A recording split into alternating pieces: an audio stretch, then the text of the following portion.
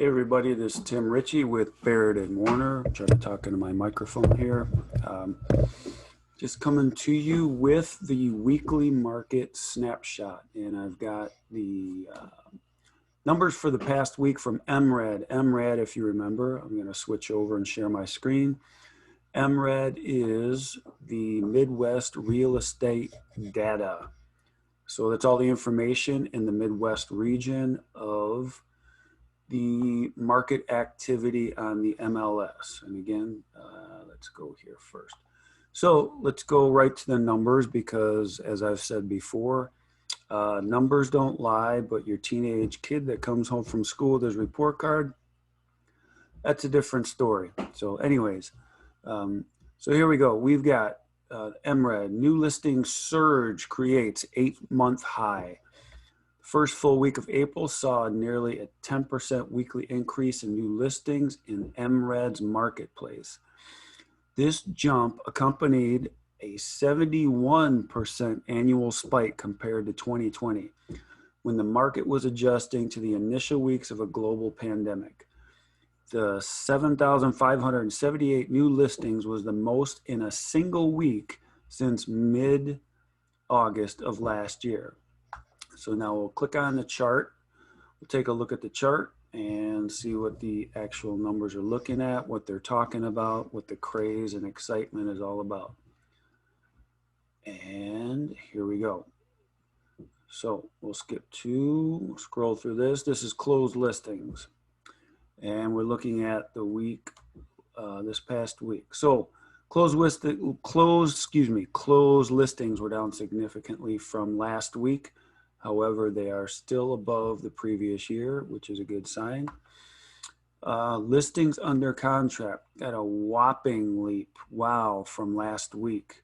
Looked like there was this, this pause kind of happened back here beginning in March, but now it looks like we're roaring back with, these are new listings under contract.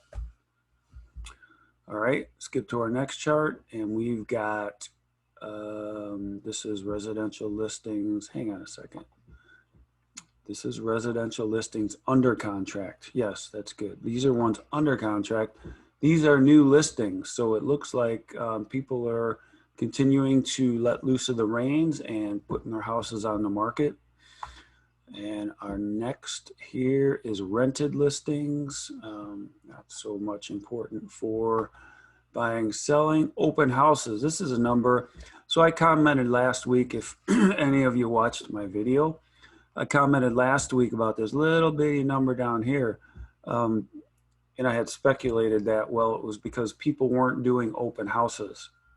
Well, apparently I was wrong, quite a few people. And I looked back and I said, you know what that was? That was Easter weekend. So yeah. That could have had a good effect on why nobody wanted to have an open house.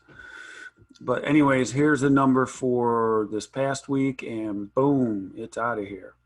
So go on to our next chart. This is the COVID effect. You can see the dip in the market for showings. This was 2020. This was 2019. We're actually above 2019 right now as far as showings. And prices are, somewhat in the same ballpark. They've been ticking upwards.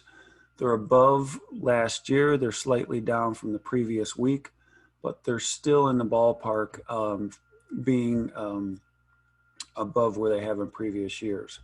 So those are those numbers for the MRED data. Then we'll jump back over here. We'll take a look at interest rates again. This week we have nerdwallet.com, and this tells you what the average interest rates you might see out there if you're going to get a mortgage or refinance. Here you have the red is a 5/1 ARM. Not many people use those on their initial home purchase. In the blue we have a 30-year fixed at 3.028, and in the yellow is a 15-year fixed at 2.33. And I'll just put a plug in for Baird and Warner. We have our own mortgage and title company built into our real estate brokerage for one-stop shopping. So we have people we work directly with. I have personal relationships with people at Key Mortgage and Buried in One Title, so that kind of makes your whole home buying, selling process smooth, seamless, and takes care of some of the bumps you might come across if you're working with multiple companies in multiple different directions. All right, and then the last thing I'm going to share here is an article I came across today, kind of a cliffhanger. This is on cnbc.com, and I'm going to put the link for this just below this video in the comments. When is the housing market going to crash is one of the hottest searches on Google.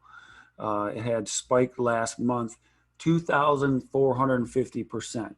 So there's a cliffhanger for you. I'm not going to tell you how it ends. You can check it out, click on it, Google it, do whatever. I prefer DuckDuckGo, actually. I'm not too happy with Google. But anyways, so there's your numbers for the week and a little extra bonus story. If you're looking to buy, sell, rent anywhere in the state of Illinois, please keep me in mind. Give me a call. All right. Have a good week. I'm going to stop sharing, and then I'm going to say adios.